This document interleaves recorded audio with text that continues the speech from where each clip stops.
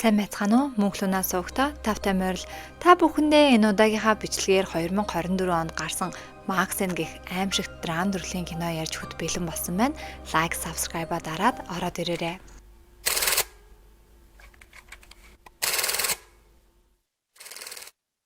1959 оны бичлэг бололтой бичлэгэн дээр нэг охин үнэхээр хөөхөн инээж гсэн бүжгэлж гсэн.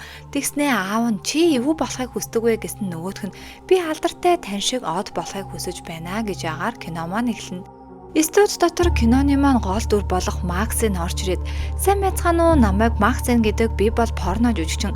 Гэхдээ өөр гоё кинонд өөрийгөө хүч сорин үзхийг хүсэж байна гэхийг сонссон шүүгчнэр нь чи яагаад заавал энэ кинонд тоолох ёстой. За тэгвэл биднэрт өөрийгөө баталж харуул гэхэд нөгөөх маань 2-3 удаа урт амьсгаа авч байснаа шууд л нүдэн дээр нь нулимсан бэлэн нөгөө аим шиг киноны хэсгээс уншиж уйлж байснаа за та нарт би таалагдсан бол залгаарай гэж итгэлтэй гараад явна. Тэгснээ тэнд байгаа охтуудыг бүгдийг нь л муу сайн азгүй амьтад гэж дуудснаа машиндаа суугаад хөдлөнө. 1985 он Америкийн Лос Анжелес хотод маш аимшигтай цуврал алуурчин охтыг орой болгон нэгээр нь алж тэднэр дээр нь тамга тавьж энэ бол шөнийн ангууч түүнийг олох хэрэгтэй яаралтай гэсэн мэдээлэлүүд энэ тэрнгээр энэ үед Максен ажил дээрээ ирчихсэн найруулагч нь дараа нь чиний ээлж шүүгээл Максен хувц салхи өрөөнд өөрийгөө бэлдэж байхад нь хамт ажилдаг хүүхэн нь би орой нэрээ томоохон хүмүүсүүдийн үжлэгт очино чи хамт явах уу гэсэн Максен эвтэйхэн татгалзана. Ингээд өөрийнхөө хэрэгэлдэг юмыг хэрэглээд ажиллаа хийгээд ажиллаа тарсныхаа дараа гэртээ харахад нь нуцсан дуурна. Харилцаараа яаран авахтан түүний шоу менежер залгаснаа. Охин минь чи өнөөдөр үнэхээр азтай байна. Нөгөө аим шин киноны гарууд чинь чамайг авахаар болсон мэлээ. Чи дүр авчихсан байна гэдэл үүнийг сонсон Максен видео баркадын газар ажилладаг найз дээр хараал эзэн аим шин киногоор хэн од болсон бэ гэдэл найзаараа оддын нэрийг хэлүүлж байснаа. Дараачийн од нь би байх болно гэд найзтайгаа баяраа хуваалцаад гарна. Холливуудын гудамж бол газар бүрээс ирсэн янз янзын хүмүүс шоу бизнес төрсөлдөг бол зарим нь шоу утгаж ирдэг. Энэ газар бол хүмүүс ирж зугаа цэнгээгээ гаргадаг. Нэг зоос хийгээд л дуртай хүүхнээ бүжиглүүлээд нэгэн сайхан эмэгтэй бүжиглж байхад нэг эрэгтэй түүнийг харан хачин байдалтай дэвчиж чадахгүй сууна. Хөл хөдөлгөөндөө гудамжинд Максен найзаагаа хүлээж байхад найз нь яна намайг уучлаарай би чамайг удаан хүлээлгэчихсэн үү гэд тэр хоёр ойр зургийн зүйл ярьж байхдаа Максен удахгүй аим шин кинонд тоглож байгаа тухайгаа хэлэхэд найз нь чи ч үнэхээр азтай юм аа удахгүй од болох нь байна штэ. Би өнөөдөр томоохон үжлэгт явна чи хамт явах уу гэхэд Максен эвтэйхэн татгалзсан. Ингээд гэрлүүгээ алхаж байх үед нь мэдэн дээр шөнийн ангууч одоо хүртэл баригдаагүй байгаа энэ цуврал алуурчинг байрах хэрэгтэй гэсэн мэдээлэл гарч ийн. Ингээд Максен харж явж байгаад мухар гудамжинд түгжээтэй харанхуй газар ороод гацчин энэ үед нэг гар хутаг гаргаж ирэхэд Максен өөрт байсан бууга гаргаж ирээд нөгөө залууч нь хувцаа тайл гээд бүх хувцыг тайлуулан түүнийг хэвтүүлж байгаад чи хизээч дахиж эмгтээчүүдийг дээрлэхэж чадахгүй гэд нөгөөтгийг бяцлана. Найзтайгаа аим шин кино үзэж байгаад унтсан Максен хаалганы хонхны дугаар сэрнэ. Ингээд гараад харсан хинж байхгүй өөрт нь шуудан видео тоглоулагч байх ба түүнийгээ тоглуулсан өөрийнх нь өмнө нь тоглож байсан видео бичлэг найз нь юу юм бэ гэд асуусан. Үүнийг харсан Максен юуч бишээ гэж санарч орсноо. Чи ингээд явчин үсттэй гээд л найзаагаа гаргана. Харин тэрийг холоос машин дотор хоёр залуу хараа сууж байгаа нэг нь би чиний олоорой гэсэн охиныг олсон. Иннээс илүү зүйл хиймээр байвал чи надад илүү мөнгө төлөх ёстой л гин. Дүр солигдож нэг залуу бичлэг хийж их ба хоёр эмэгтэй хүлүүлж гисэн. Биднийг өшөө намайг өшөө би юу ч хамаагүй хий намайг л амьд явуулчих төхөө гээд л гуйж ин. Тэгснээ нэг залуу гарч ирснээ нөгөө охины чинь харж байснаа гинтл камерны бичлэг алга болно. Максен аим шин кинондоо зориуж баг хэлгэх ёстой. Тиймээс нүүрнийхаа кивийг өгнө гэд суун. Харамсалтай нь өөрийнх нь өмнөх зүйл нь санаанд нь ороод тэр бага ойлготойж хэлгэж чаддаггүй. Холбооны мөрдөх товчооныхоо нэг хэрэг дээр дуудагдаж очиход Холливуудын төв гудамжинд хоёр нүцгэн охины зэрэмлэгдсэн цогцнуудыг олдог. Дээр нь бүр сатаны тэмдгээр тамгалсан байдаг нь илүү аимшигтай. Ажлаа дуусгах чадаагүй Максен нэг л сэтгэл санаанд тогтворгүй өмнөх үеэ бодоостой сууж байхад нь хамт ажилладаг залуу нэрээд маргааш тантай найруулагч уулзна гэсэн битгий хоцроорой жоохон эвгүй хүн гэдгийг хэлнэ. Максений машиныхан шилэн дээр нь нэг дугаар байх ба тийшээ залгахад нөгөөх нь уулзах газраа хэлнэ. Ингээд хэлсэн ёсоор нь Максен яваад очиход Өөрийгөө хувийн мөрдөгч гэж танилцуулсан яаж чи амьд гарсан бэ? Эсвэл найзуудыгаа бүгдийг нь алчсан юм уу гэх мэтлэн ярьж байхад Макс чамд хэдэн өрөг хэрэгтэй ингэхэд тэр хэрэгтэй. Манай үйлчлүүлэгч маш баян нэр хүндтэй хүн байгаа. Чи энэ хаяг руу явж очоо гэж түнд хаяг өгнө. Ингээд Максын гэртээ ирэхэд үүдэнд нь хоёр мөрдөж хүлээж явах ба хоёр найзынхаа зургийг харуулснаа энэ хоёр эмэгтэйг танин үсттэй хамгийн сүүлд чамайг уулзсан гэдгийг мэдэж байна гэд Макс тэднэртэй ярихыг хүсэхгүй байна гэд гэрлэгөө орно. Энэ үедээ орныхоо доор нуучсан байсан нөгөө видео гаргаж ирээд видеоны газар ажилладаг найзаасаа энэ хуурцагны талаар мэдээд өгөөч гэж гуйна. Ингээд Максын кино студи дээрээ очиход Холливуудыг эсэргүүцдэг хэсэг хүмүүс жигсаал хийж гин.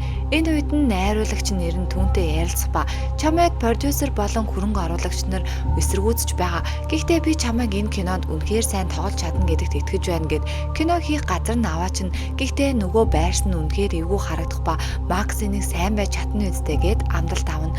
Түүнийг студиэс гараад явж байх үед нөгөө мөрдөгчгээ залууч нь байж үүнийг харсан Максыг нэвчэж чадалгүй нөгөө гараж нэлээд зохиж аваад би чиний хэлсэн газар чи явж очихгүй новш минь гэд өөрийнхөө шоу бизнесийн менежер дээр орж уулзаад чи миний менежер үсттэй надад асуудал тулгарлаа гэд хамаг асуудлаа ярьж өгнө. Харин тэр менежер нь охин минь чи одоо битгий санаа зов. Энэ асуудлыг би шийдэх болно.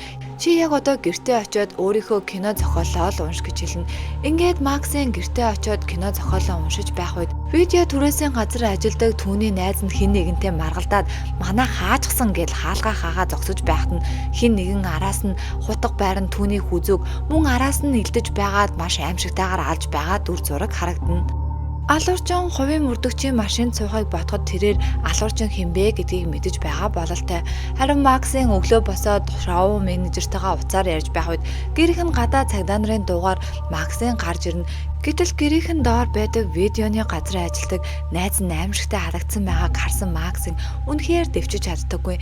Ингээд цагдаагийн газар очиод эмэгтэй мөрдөгч түүнтэй ярилцахыг хүсэх ба энэ эмэгтэйчүүд бол бүгдээрээ чиний таньдаг эмэгтэйчүүд мөн найзууд чинь ингээд найзууд чинь үхээд байхад чи бид нартай хамтрахгүй юм уу гэж хэлэхэд Макс үгүй би та нартай хамтрахыг хүсэхгүй байна. Би өөрөө энэ асуудлыг шийдэх болно гэд явна. Аимшиг киноны зураг авалтын үеэр найруулагч нь зогсгөн харин Максын хоцорсондоо ууршилт гуугаад ирэхэд найруулагч дахиж миний цагийг өрүүл эндээс зайлаарай гэд нэлээд ширүүхэн загнаж аваад өмнөх кинон дээр тоглосон Молли гэд гол дүрийн жүжигчтэй танилцуулна.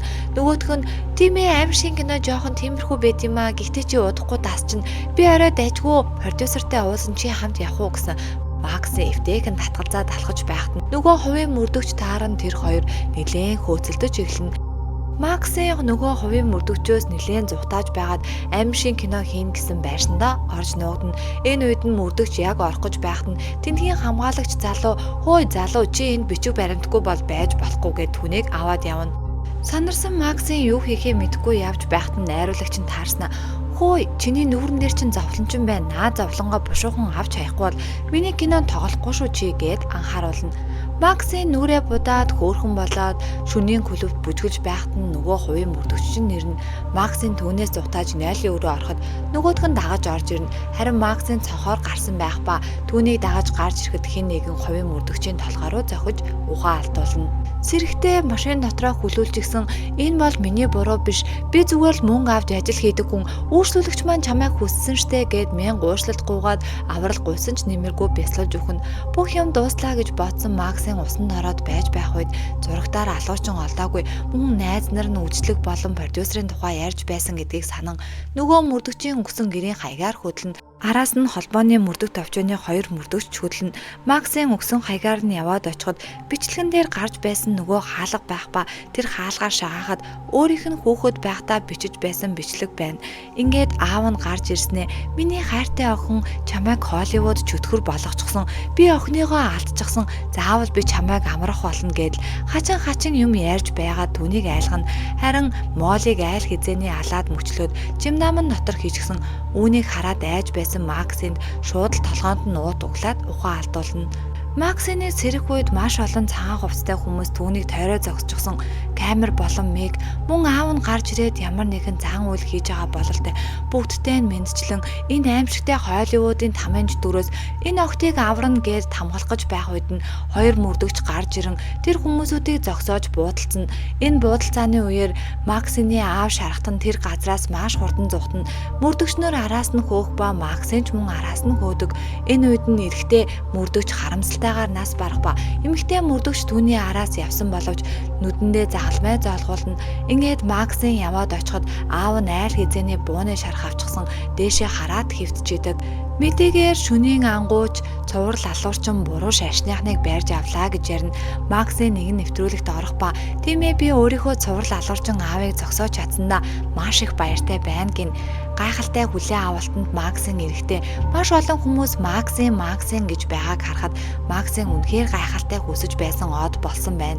Ингээд нэгэн сурвалжлагч түүнээс юм асуух ба Максын миний аав хэлдэг байсан чи хүсдэг амьдралаараа амьдрч чадахгүй бол тэр зүйл чамд хэрэггүй гэж хэлдэг байсан гэд өөрийнхөө өмнөх зүйлийг ботход Максын айл хизээний аавыгаа өөрөө будаад алчсан байдаг.